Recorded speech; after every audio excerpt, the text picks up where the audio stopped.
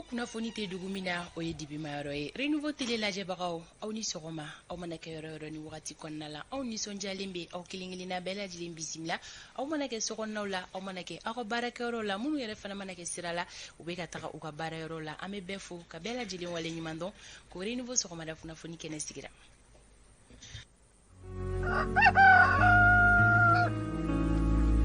bi alamisa ye marsi kalo tile 17 san 2022 aw nisɔndiyalen bɛ aw bisimila sɔgɔmada in na foli ni tanuni k'o bila ka taa di aw bɛɛ lajɛlen ma ni wagati kofɔlen na lamɛnbaga jamakulu an mana sigi nin kɛnɛ kan an bɛ aw fo an tɛ ɲinɛ aw kɔ cogoya si la radio renouveau lamɛnbagaw an ka foli bɛ aw ye radio ɲɛlɛnnin ka bɔ segu ko segu n'a lamɛnni ni sɔgɔma radio bɛnkan ka bɔ kɛrɛwani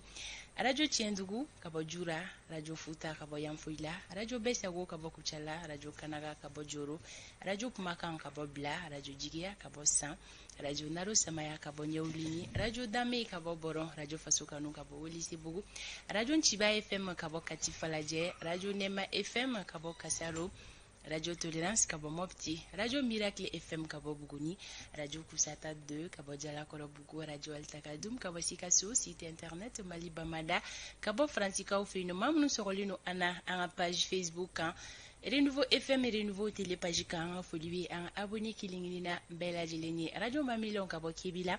ka fara Tamanin kan an ka foli bɛ bɛɛ lajɛlen ye ko bɛɛ k'i bisimila bi alamisa Renouveau sɔgɔmada kunnafoni ale kan fɛn min anw ka dibila baarakɛbagaw ye an bɛ foli ni tanuni di u ma sabula u ye labɛn bɛɛ lajɛlen sigi sen kan o kama aw bɛ ka ja ɲuman ni kumakan ɲuman sɔrɔ studio mamidaw kɔnɔna la nin sanga kofɔlen na isa kaba sidibe ka fara fanta tombota kan an bɛna don kibaruyaw kɔnɔna la sisan aw kelen kelenna ka kunnasiri ka dankari o la amadu el kunare ale ma se ka kumaso la sɔrɔ sɔgɔmada in na sabula a fariw ma jo kosɛbɛ an bɛ dugawu don kɛ ko ala ka kɛnɛya di an bɛɛ lajɛlen ma nin sanga kofɔlen na isa kaba sidibe aw ni ale bɛna ɲɔgɔn la sɔrɔ don kibaru ale kɛnɛ ka sɔgɔmada in na isa kaba i ni sɔgɔma Fanta Tombota n bɛ sɔgɔmada fɛ foli di ma ka sɔgɔmada fɛ foli di an lamɛnbaga ani an filɛbaga bɛɛ lajɛlen ma Amadu El Konare kalawanci kɛni sɔgɔmada in na a se ma kɛnɛ sɔrɔ n b'a dɔn k'a fɔ fari ma jo ten kosɛbɛ an bɛ dugawu don k'a ye ala ka lafiya di a ma ni fana ni i bilala i kɔrɔ ani i bɛnkɛw la kuma caman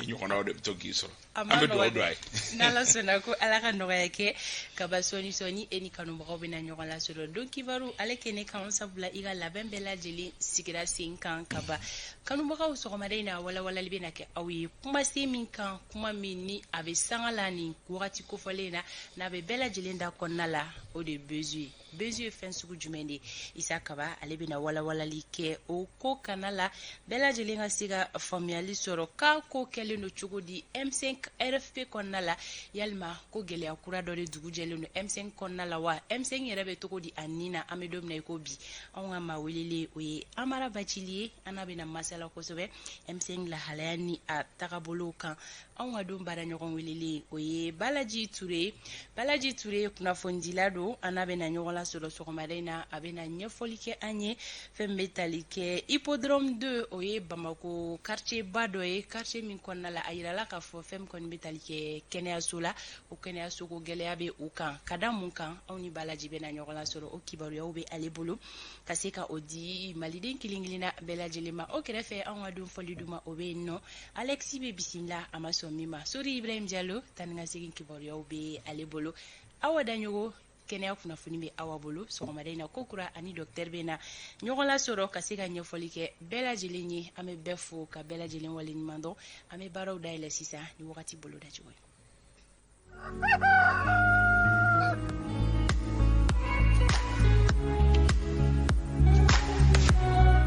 Sankolo ale bɛna jɛya Mali marabolo kelen-kelenna bɛɛ lajɛlen kɔnɔna la fɛn min bɛ tali kɛ tilemafɛ fiɲɛ la o bɛna ci an ka marabolo bɛɛ lajɛlen kɔnɔ fiɲɛ min ni a bɛna bɔ worodugu fɛ k'i kunda Kɛɲɛka kan nka Buguni marabolo kɔnɔna la ka fara Sikaso kan olu ka fiɲɛ o kɔnɔna bɔ Kɛɲɛka fɛ ko bi yɔrɔjan filɛli gɛlɛya bɛna don a la min bɛna kɛ sababu ye ka se ka gɔngɔnbulon ye a sababu ye yɔrɔjan filɛli min ko don midam le kilometri duru ka taga bila seki bɔɲɔnko la fɛn kɔni ye bugunikaw ye ka fara sikasokaw kan ko bi tile bintɔ ka don su kɔnɔna la olu bɛ se k'u sigi ni sanfiɲɛ ye kuma ni kuma sanji ko o bɛ se ka bɔ a la tilega in na finteni boloda cogo olu ye ninnu ye kayikaw bi aw ka finteni hakɛya o b'i jɔ degere 38 na kulikoro 39 sikaso degere 36 segukaw olu ta bɛ kɛ 37 ye fɛn bɛ tali kɛ mɔpti la olu ta bɛ jɔ degere 38 na tɔnbɔktu 34 gawo 38 kidal ani menaka olu ta bɛ kɛ 37 ye tawdenikaw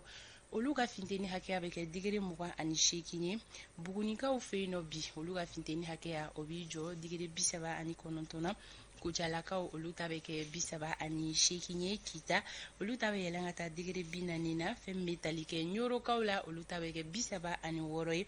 nara ani duwanzan 37 san baɲangara ani joyila o marabolo saba kɔnɔna la bi olu ka finteni hakɛya bɛ kɛ degere 38 ye Bamako district kɔnɔna la sankolo ale bɛna jɛya tilemafɛ fiɲɛ bɛna ci min fanga bɛ se ka bonya wagati ani wagati ko gɔngɔnbulu bɛna kɛ sababu ye bi ka gɛlɛya don yɔrɔjan filɛliw la Bamako kɔnɔna la min bɛ daminɛ kilomɛtiri 5 ka taa 9 bɔɲɔnko la finteni hakɛya bi tilega in na o bɛ kɛ degere 38 ye Bamako n'a lamini sɔgɔmada in na kɛnɛ cira nɛgɛ kanɲɛ 6 tɛmɛlen ni sanga 39 ye tile bɛna bi nɛgɛ kanɲɛ 18 ni o tɛmɛna ni sanga 41 ye wagati boloda cogo in ye bi alamisa sɔgɔma ka di maliden kelen kelenna ma kun ye bɛɛ ka se k'i ta ni bila dɔn ko ala ka tile hɛrɛ di an bɛɛ lajɛlen ma Isa Kaba Sidibe ne bɛ kɛnɛ to ale bolo ni sanga kofɔlen na a bɛna dɔn kibaru dayɛlɛ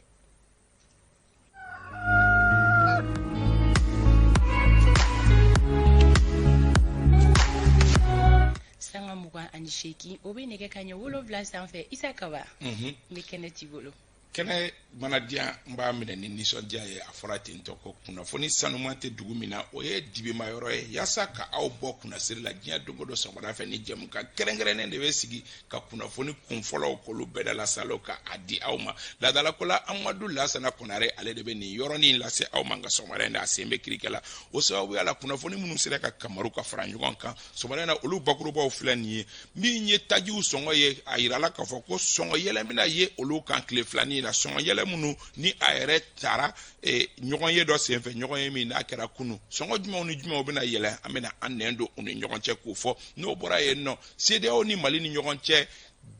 cɛla fɔ halisa a kow bɛ sen na o la min ye CEDEAO maa ɲɛma dɔ ye olu kan ka na Bamakɔ yan nɔ ni tile filanin na Yusuf Kulubali ale bɛna a nɛn don sɔni k'o ɲɛfɔ anw ɲɛna min ye baɲumankɛtɔnw walima adamadenya lafasa jɛkulu dɔw bɛ yen nɔ minnu kɛlen don ka jalaki ɲɛsin Mali l'armée ma o hukumu kɔnɔ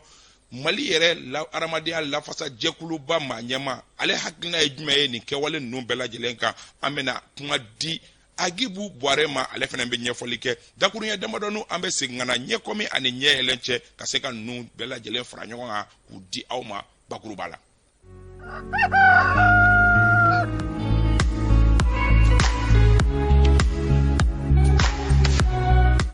An y'a fɔ o cogoya la ten tɔ k'a fɔ ko kunu ɲɔgɔnjɛ lajɛ dɔ senfɛ o la min ye cakɛda min n'o yɛrɛ ɲɛsinnen bɛ an ka tajikow ma ale ka ɲɔgɔn lajɛ dɔ senfɛ a y'a jira k'a fɔ ko a tɛ ɲɛ cogoya si la fo dɔ ka fara min ye tajiw sɔngɔ kan o hukumu kɔnɔ kunu u ye laɲiniw kɛ ka ɲɛfɔli kɛ jamanadenw ye jamanaden minnu ni olu yɛrɛ ye tajitalaw ye walasa u k'a dɔn tajiw u bɛna bila hukumu min kɔnɔ ayiwa sɔngɔ yɛlɛ ninnu kɔni a bɛ hukumu min kɔnɔ o bɛ tali kɛ min ye taji min n'a bɛ wele ko esansi n'o y'a sɔrɔ o sɔngɔ tun ye 132 ɲɔgɔnna ye ko o bɛna t'i jɔ 152 ɲɔgɔnna la gazuwali ko ale min n'a tun bɛ 118 ɲɔgɔnna la ko bɛna ka na t'i jɔ 152 ɲɔgɔnna la ayiwa a yirala k'a fɔ ko nin sɔngɔ yɛlɛ in kɔni ko a kun tɛ dɔwɛrɛ ye min ye diɲɛ yɛrɛ bunakun sanfɛ gɛlɛya minnu ni olu bɛ Irisi ani Ukraine ni ɲɔgɔn cɛ ani gɛlɛya wɛrɛw k'olu de kɛra sababu ye nin sɔngɔ yɛlɛ a ka se ka kɛ o kunnafoni kelen hukumu kɔnɔna la ni sɔngɔ yɛlɛ ninnu u bɛ faamuya cogo di ani fɛnɛ ni u kɔlɔlɔ bɛna kɛ jumɛn ye yalima u bɛna kɛ sababu ye fɛn wɛrɛw sɔngɔ olu ka se ka yɛlɛ wa ni kɔni ye hakilina min n'a bɔra kodɔnna yɔrɔ kodɔnna mun n'a bɛ wele ko Moribo Mawo Makalo ale y'a yira k'a fɔ ko taji ninnu k'u sɔngɔ mana yɛlɛn wagati o wagati k'a bɛ kɛ sababu ye da dumuni fɛn wɛrɛw bɛ yen nɔ k'olu sɔngɔ yɛlɛ zango nin wagati sunkalo makɔlɔ in na Moribo Mawo Makalo yɛrɛ an bɛ a ka ɲɛfɔliw lamɛn. Tuwabula Russie la ni Ukraine cɛ o tun y'a to taji in sɔngɔ tun yɛlɛla kosɛbɛ ka tɛmɛna $100 ani 50 ɲɔgɔnna kan baril kelen mais sisan ka kun a bɛ kunu a jiginna dɔɔni a bɛ $100 ɲɔgɔn la baril kelen mais pétrole in bɛ don essence ni e ni ne b'a san ani mɔgɔ wɛrɛw b'a san n'a dɔ farala a sɔngɔ kan a bɛ dɔ fara fɛn bɛɛ de sɔngɔ kan barisa ale bɛ don hali courant min bɛ d'an ma a bɛ don sɔngɔ la an bɛ buru min san a bɛ don sɔngɔ la a bɛ don fɛn caman de la minnu bɛ dilan an bɛ fɛn minnu dun fana sɔngɔ la donc forcément n'olu ye mɔgɔw y'a san prix yɛlɛnen na olu fana bɛ dɔ fara prix kan donc a bɛ dɔ fara fɛnw sɔngɔ kan o bɛ kɛ diɲɛ yɔrɔ bɛɛ mais taxe dɔw de bɛ gouvernement bolo barisa gouvernement Mali tɛ taji dilan an bɛ taji san kɔfɛ de an b'a san jamana wɛrɛw bolo minnu b'a dilan ani ka a yɛlɛma n'a bɛ fɔ a ma ka raffiner donc n'a sera anw fɛ yan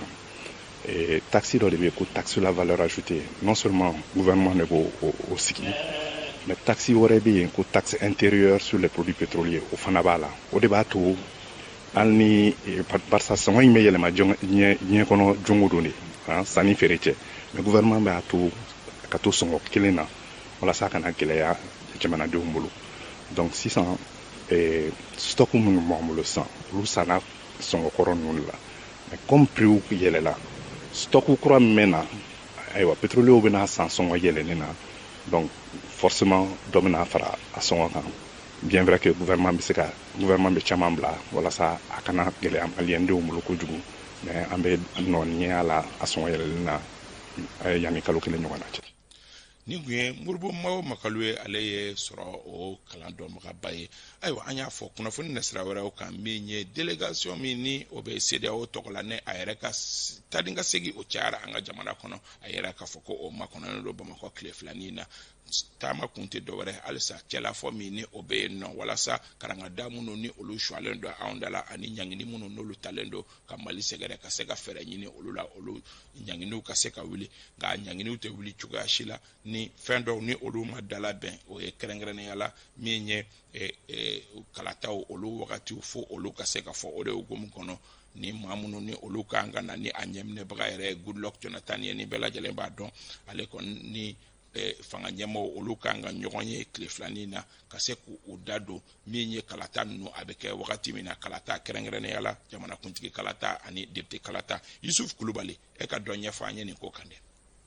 Ka kɛ ni kunnafoniya dɔw ye CEDEAO ka ciden dɔw kɔnɔnen don Bamakɔ kumaɲɔgɔnyaw bɛna daminɛ kura ye tuguni CEDEAO ka ciden dɔw ale ni Mali furancɛla fanga ɲɛmɔgɔw ni ɲɔgɔn cɛ Nigeria jamana ɲɛmaakɔrɔ Goodluck Jonathan n'ale yɛrɛ ye farafina tilebinyanfan jamanaw ka ciden kɛrɛnkɛrɛnlen Mali kun kan ale makɔnɔnen don Bamakɔ walasa ka bɛnkan sɔrɔ jamana ɲɛmaa kalata ale ni wasaden kalata kɛ waati kan CEDEAO ka ni nani yɛrɛ min filɛ Bamakɔ o kɔni bɛ ka waleya ka kɛ ni furancɛla fanga mɔgɔw ka laɲini de ye n'o yɛrɛ labɛnnen don ka kumaɲɔgɔnya kɛ furancɛla fanga mɔnɔbɔli ni kalo 20 walima kalo 24 ye o waati kofɔlen yɛrɛ min filɛ o kɔni man jan kosɛbɛ kalo 16 min fɔra CEDEAO ka kodɔnnaw fɛ o bɛɛ la CEDEAO ɲɛmaa nin waati na n'o ye Ghana jamana ɲɛmaa ye ale y'a fɔ ala ma mɛn fɔlɔ ko kalo 12 k'o kɔni tɛna caya furancɛla fanga kunnafoni nasira wɛrɛw fɛ an y'a yira k'a fɔ min ye baɲumankɛ jɛkulu dɔ bɛ yen nɔ walima adamadenya lafasa jɛkulu dɔ ni a bɛ wele ko Human Rights Watch ale ye jalaki bin min ye Mali l'armée maaw kan kabi tarata don marisi kalo tile 15 u y'a yira k'a fɔ ko maa 107 ɲɔgɔn na ni olu tɛ marifatigiw ye civiliw don ko olu bɔnɛna u ni na k'a kɛra Mali armée olu ka hukumu kɔnɔna la wa waleya in yɛrɛ u ye jalaki bin k'a kɛra yɔrɔ minnu na k'o bɛ jamana camancɛ yanfan ani a worodugu yanfan ko fɔ ko in yɛrɛ k'a kɛra décembre kalo la san 2021 Human Rights Watch mɔgɔw y'a yira k'a fɔ ko nin waleya minnu kɛra nin ye ko ka ɲinini kɛ a ko kan a ka se ka dɔn a kɛra cogoya min na tigitigi yasa ka se ka faamuyaliba sɔrɔ a la Amadu Jara ka ɲɛfɔliw filɛ nin min yɛrɛ bɛ tali kɛ Mali lakana koɲɔgɔnw kan cakɛda min bɛ n'a bɛ wele Human Rights Watch ale ye sɛbɛn fura kura bɔ sɛbɛn min yɛrɛ bɛ tali kɛ adamadenw ka hakɛ an'u bonyaniwalew kan mali kɔnɔ a y'a yira k'a fɔ ko benganiwale dɔw kɛla segu marabolo kɔnɔ mɔpti ani kulukoro kɛrɛnkɛrɛnnana yɔrɔ i n'a fɔ bujugire dangɛrɛ wotoro ani uroɲanga ko ni benganiwale nin kɛla sababu ye ka se ka maa caman bɔ o sigiyɔrɔ la min yɛrɛ ka ca ni maa 320,000 ye i n'a fɔ sɛbɛn fura y'a yira cogo min na sɛbɛn fura in ka fɔ la k'a daminɛ janvier kalo ka taa bila marisi kalo la san 2022 la mɔgɔ 49 olu de lamɛnna dugutigiw b'o la commerçants kɛnɛya maaw ani maa wɛrɛ minnu ɲɛsinen bɛ jamana ni ɲɔgɔn cɛlaw ma n'a bɛ wele diplomate étranger ni bengali wale 8 o kɛla olu yɛrɛ ɲɛna cakɛda in n'o ye Human Rights Watch o y'a yira k'a fɔ o marisi kalo tile 4 o sɛbɛn fura ci mali gouvernement ma min bɛ tali kɛ bengali wale ninnu kan o waati la ministre ɲɛsinen bɛ jamana lakanani koɲɔgɔn ma ale y'a yira k'a fɔ ko nin waleya ninnu o galontigiya k'a dabakun tɛ dɔwɛrɛ ye ka se ka dankari finitigilamɔgɔw olu ka baaraw la min yɛrɛ bɛ tali kɛ cakɛda kan n'ale yɛrɛ ɲɛsinen bɛ adamadenw ka hakɛ koɲɛ ma n'a bɛ wele CNDH ale y'a ɲini jamana ɲɛmɔgɔw fɛ ka sɛgɛsɛgɛli bila sen kan sɛgɛsɛgɛli jɛlen min bɛ tali kɛ waleya ninnu kɛra cogo min na tiɲɛ kɔnɔna na ni kunnafoni kelen hukumu kɔnɔ an b'a dɔn k'a fɔ Human Rights Watch ale ye jɛkulu ye jɛkulu min ni adamadenya lafasa jɛkulu don o adamadenya lafasa jɛkulu minnu ni olu bɛ an ka jamana yɛrɛ kɔnɔ yan nɔ jɛkuluba bɛ olu fana na o jɛkuluba maaw olu hakilina ye jumɛn ye ni jalaki min n'a ɲɛsinnen don Mali l'armée ma hakilila jiginna k'a fɔ ko maa 100 ani maa 7 ɲɔgɔn na ni marifatigiw tɛ k'a fɔ ko olu bɔnɛna u ni na décembre kalo la san 2021 wa u ye jalaki a ɲɛsin Mali armée de ma ayiwa min ye CNDH ye ni o ye adamadenya lafasa jɛkulu yɛrɛ ɲɛmɔgɔba a kuluba yɛrɛ Mali kɔnɔ o maa ɲɛma hakilina ye jumɛn ye nin ko na Maliki Jalo ye a ɲininkali tɛngu a ɲɛma ba la ni o ye Agibu Buare a ye ɲɛfɔli minnu kɛ ko in na u hakilina kan o filɛ ni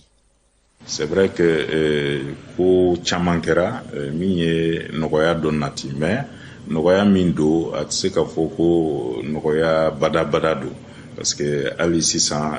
fagalu juguw bɛ sen na jadimɔgɔ ninnu b'u ka baaraw la an bɛ an ka faamaw fo forces armées de sécurité u bɛ wulikajɔ min na et puis ka tasibila kɛ minnu tanyana n'u somɔgɔw ye ani balimaw ani jamana bɛɛ ye parce que u bɛ jamana de ka baara la mais min ye adamadenw ka hakɛ ko ye jo sariya ko ye an tɛ sɛgɛn a fɔli la parce que an ka laɲini ye mɔgɔw ka se ka kow faamuya caman b'i da don ko ninnu na u t'a ɲɛdɔn donc n'i ye organisation in ta ko Human Rights Watch u ka baara ni anw ka baara bɛɛ ye kelen parce que an bɛɛ bilakun de ye ka adamadenw ka hakɛ kɔlɔsi k'u ka hakɛ tɔpɔtɔ bon ni minnu m'a faamuya ni rapport ninnu bɔra sisan olu t'a lajɛ k'a fɔ rapport in kun ye ka jamanadenw de ka hakɛ kɔlɔsi u bɛ miiri k'a fɔ ko u bɛ ka dankari jamana na u bɛ ka jamana tɔgɔ tiɲɛ u bɛ ka an ka sarasiw tɔgɔ tiɲɛ o tɛ rapport ninnu bɔ kun ye pour que ni sɔn ma kɛ a kɔnɔna ma cakɛda ka bila sen kan min bɛ sɛgɛsɛgɛliw kɛ a bɛ fɔ olu ma ko enquête donc sɛgɛsɛgɛli dɔrɔn de bɛ se k'a jira k'a fɔ min bɛ rapport kɔnɔ tiɲɛ don ou bien nkalon don mais laɲini yɛrɛ belebele ye min ye c'est pour que a ɲɔgɔn wɛrɛ kana kɛ n'a sɔrɔ minnu ye a kɛwale juguw kɛ parce que an bɛ deli k'a fɔ an ka kuma kɔnɔ hali kɛlɛ kɔnɔ sariya de b'a la a bɛ fɔ o ma ko droit international humanitaire donc sarasiw formelen don o la donc n'u bɛ taa kɛlɛkɛyɔrɔ la u kan k'o sariyaw bato donc a bɛ se ka kɛ caman b'a bato mais kelen-kelenninw t'a bato donc ni minnu m'a bato enquête kun de ye pour que olu ka se ka dɔn ɲangini min kan ka da olu kan o ka da olu kan mais o kɔrɔ tɛ ko armée bɛɛ bɛ lagosi ou bien ko jamana bɛ lagosi donc k'o fɔ k'o perepere tigɛ mɔgɔw ka se k'a faamuya k'a fɔ juguya ko tɛ k'a ɲɛsin jamana ma parce que hali ni anw yɛrɛ bilala baara la n'anw ye enquêtew kɛ n'an y'a ye k'a fɔ ko dɔw ma kɛ sariya kɔnɔ an wajibiyalen don k'a fɔ parce que sariya min b'an bila sen kan o de b'o ɲini an fɛ bon pour que jamana yɛrɛ ka taa ɲɛ faut que bɛɛ k'i jɔyɔrɔ de fa min bilala baara min na i k'o kɛ sariya kɔnɔna na kunnafoni na sira wɛrɛw kan an b'a dɔn k'a fɔ ni kuma kɔni jɛra min ye Agibu Buware ni ale ye adamadenya lafasa kulu olu bɛɛ lajɛlen ka kuluba o maa ɲɛmaa ye Mali kɔnɔ yan nɔ. Kunnafoni na sira wɛrɛw kan M5 RFP bɛnbaliya o dugu jɛlen don o kɔnɔna la a bɛnbaliya kun tɛ dɔwɛrɛ ye min ye maa dɔw ye olu kɛlen don k'a yira k'a fɔ ko min ye M5 maa ɲɛmaa ye ni o ye Choguel Kokala Mayiga ye ko ale kɛlen min ye premier ministre ye ko halisa ko a kɛlen don ka i bolo da M5 o maa ɲɛmaaya kan ko kɛlen don ka kɛ sababu ye M5 ka taga ɲɛ ko o don bɔgɔ la yaasa ka faamuyali sɔrɔ min ye Umar Koyita ye ale ye ɲinini kɛ nin bɛnbaliya yɛrɛ kɔ kan a ye min sɔrɔ o filɛ nin ye. I n'a fɔ sigikun bɛ se ka kɛ k'a kɔnɔ cogo min na nin jɛkulu min kɔni bɛ yen nɔ ni o ye M5 ye minnu yɛrɛ jɛra ka Ibrahim Boubacar Keita k'ale ka fanga dafere gɛlɛya kɔni bɛ olu yɛrɛ dama ni ɲɔgɔn cɛ bi na. maa dɔw komite stratégique kɔnɔ olu kɔni kɛmɛ ka jalaki ta ka ɲɛsi Choguel Kokala Mayiga ma k'a kɛlen don ka jɛkulu minɛ bi k'a kɛ a yɛrɛ sago ye. M5 tɛ gouvernement ka kuma ɲɛfɔ yɔrɔ ye u b'an na kunnafoni dɔɔni an bɛ tɛmɛ mais a baara bɛ M5 kɔnɔ mun tɛ gouvernement k'an sigi ka gouvernement ka kunnafoniw kɔnɔ M5 ka baara ka bon ma ni tiɲɛ de don k'a fɔ vraiment M5 tun sigira de an ka jamana jati minɛ o de kuma fɔra lettre la kabiri janvier kalo tile 7 non baara fila don a fila bɛɛ kolo ka girin mais jamana jigi b'i ka baara kan premier ministre la tayi o mun b'i bolo a kɛ i ka dana an b'i dɛmɛ wallahi o de fɔra ne kɔni ma dɔwɛrɛ mɛn ni o tɛ ne y'a mɛn dɔw da ko a fɔra ko Choguel ka bɔ premier ministre la a ma bɔ ne da m'a mɛn Koniba Sidibe da m'a mɛn Modibo Sidibe da m'a mɛn Cheikh Umar Sissoco da m'a mɛn Madame Si Kadiatou Sow da wa an si hakilina tɛ k'a ka bɔ yen ne kɔni hakilina tɛ nka fɛn min kɔni bɛ tali kɛ jɛkulu in fan dɔ la olu kɔni y'a jira k'a fɔ ko Choguel bɛ ka jɛkulu in kɛ cogo min ko olu jɛlen don ni o ye. Non M5 ko an ka tiɲɛ fɔ ɲɔgɔn ye quoi M5 tɛ mɔgɔ kelen ta ye M5 tɛ adamadenw dɔrɔn M5 ye hakilila mun don o ye jumɛn ye ka yɛlɛma don Mali tagabolo kan ni Mali gestion kan ni Mali bɛ mara cogo min na et bɛɛ de rencontrer donc ni M5 ko k'a mago b'a la pourquoi la primature c'est pas pour Choguel c'est pour tous les Maliens autrement M5 tɛ malien ye wa o ye kuma nangi fɔ de maintenant dɔw fɔra ko Choguel de mɔgɔ wele galon fin mais u ko k'u bɛ fɛ ka rencontrer Choguel rencontrer mɔgɔ groupe wɛrɛ bɛ yen fana minnu bɛ fɛ ka rencontrer hali bi a ma ban yɛrɛ Choguel n'a ka gouvernement ni Assimi bɛ baara min na mais nin ko in Choguel nɔfɛ kɛlɛ tɛ dɛ an ka tiɲɛ fɔ ɲɔgɔn ye nin ye Assimi ka kɛlɛ de. nin bɛɛ lajɛlen na an bɛ se ka min fɔ nin mankan in kɔni tɛ Choguel Kokala Mayiga ale dɛmɛ bari ale ni politiki maa caman o dati filɛ kelen na wa fɛn min ye communauté internationale ye ale fana ka gɛrɛndɛ bɛ an ka jamana kan. Fanta Tomota nin ye kunnafoni kunfɔlɔ minnu n'olu sera ka fara ɲɔgɔn kan joona sɔgɔmada in na nin ye olu ye hali n'o y'a sɔrɔ i bɛ to k'a fɔ Amadu ye k'i ka sanga joli taara ne fɛ nin sen. I ta cayara dɔɔni dɛ. An b'a bɔ ɲɛfɛ. Siga t'a la tagalen ɲɛfɛ i bɛ juruw sara. Isaka b'a k'i fo k'i wale ɲuman dɔn baara kɛcogo a ɲɛna kojugu. An bɛ Sori Ibrahim Diallo ka kɛnɛ to ale bolo ni sanga kɔnɔna la Sira Kamara ale anw ka nɛgɛ kɛrɛfɛtigi ye Sira i b'a lajɛ ni Sori ka surunyana an ka se ka ɲɔgɔn lasɔrɔ sɔgɔmada in na kanubagaw bɛɛ lajɛlen ka se ka bɔ kunpan na tan ni ka segin bɛ cogoya min na bi Sori k'u dan tulo kan.